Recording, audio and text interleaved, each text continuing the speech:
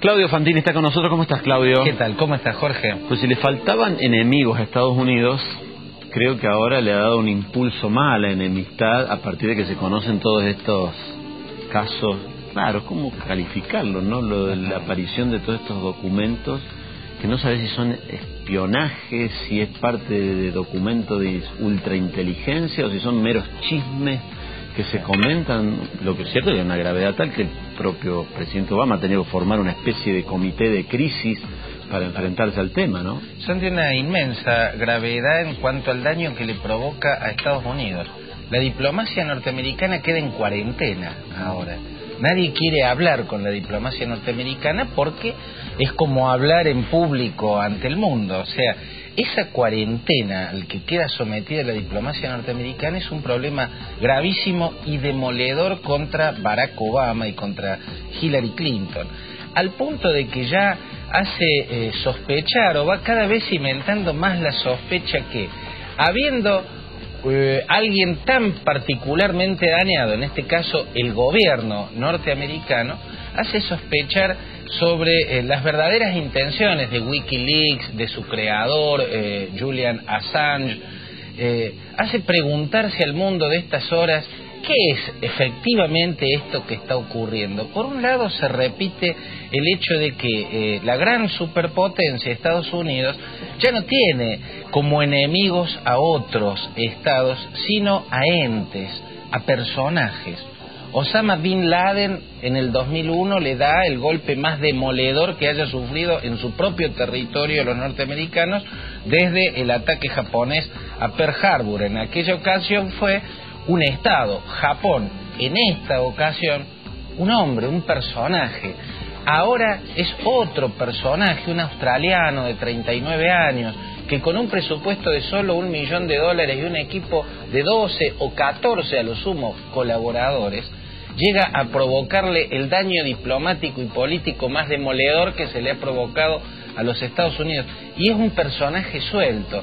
Por estos días yo me acordaba de Johnston Macaulay, un escritor norteamericano que a principios del siglo XX se inspiró en un personaje que había existido a principios del siglo XIX en el sur de California, y escribió un libro sobre los acontecimientos de San Juan de Capistrano, libro en el cual luego se inspirarían para crear El Zorro, ¿no? El verdadero personaje del Zorro, el que actuó en California cuando California era una posesión española, era mitad forajido y mitad justiciero. No se sabía hasta qué punto era más una cosa que la otra, pero servía para develar y desnudar las corrupciones, las arbitrariedades, las injusticias de las autoridades españolas de la época, allí en el sur de California. En este caso, este es un personaje igual, Julian Assange, el creador de Wikileaks. No se sabe si realmente es un justiciero global que desde el periodismo desnuda corrupciones, presiones indebidas, espionajes, o si es alguien que está siendo utilizado o que está negociando con poderes ocultos por caso de los Estados Unidos, enemigos del gobierno de Obama, y se está prestando a ese juego. A mí lo que más me inquieta en ese caso es que diarios como El País en España, The Guardian en Gran Bretaña, Le Monde, el New York Times también se hayan prestado, porque tanto del material aflorado es tan intrascendente y a la vez dañino. Yo dividiría lo que afloró en tres categorías: lo irrelevante, lo grave y lo estratégicamente significativo. Lo irrelevante, por caso, tiene que ver con las cosas de la Argentina. Eso es típico de las embajadas, estar reflejando a su país los debates y lo que se plantea y lo que se discute en el país en cuestión, ¿no es cierto? Pero el daño que le provocó a la relación diplomática entre un país y otro es tremendo. Se queda en cuarentena la embajada norteamericana. Ahora nadie quiere ir a hablar con ellos porque eso puede ser... Ahora tampoco hoy los funcionarios argentinos o de cualquier lado del mundo que están escrachados en esos documentos pueden alegar que se avivaron ahora de que eso era así.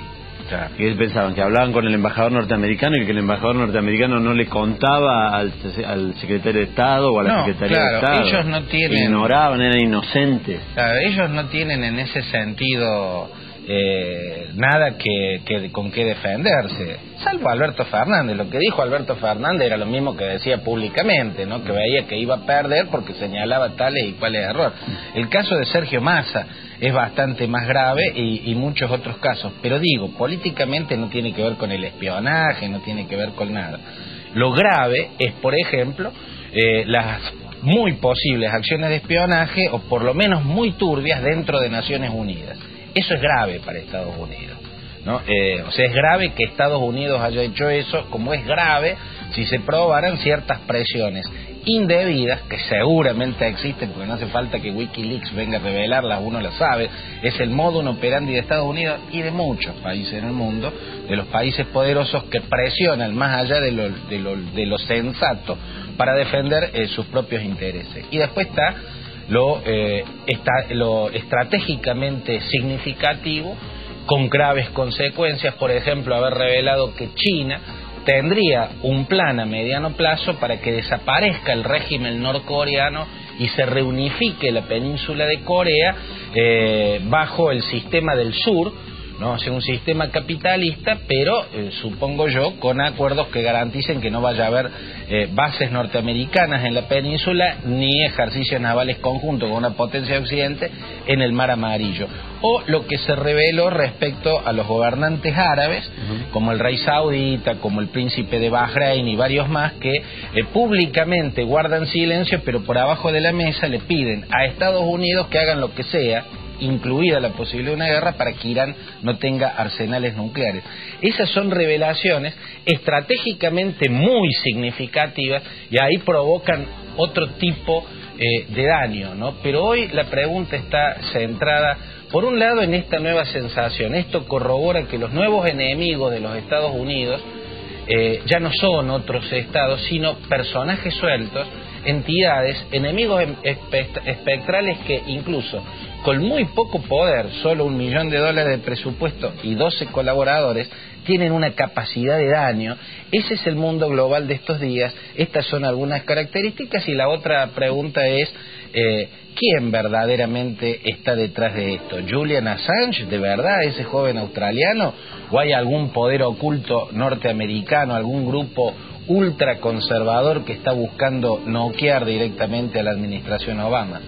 Claudio, muchas gracias. Gracias a vos. Nos vemos la semana que viene. Muy bien, seguimos.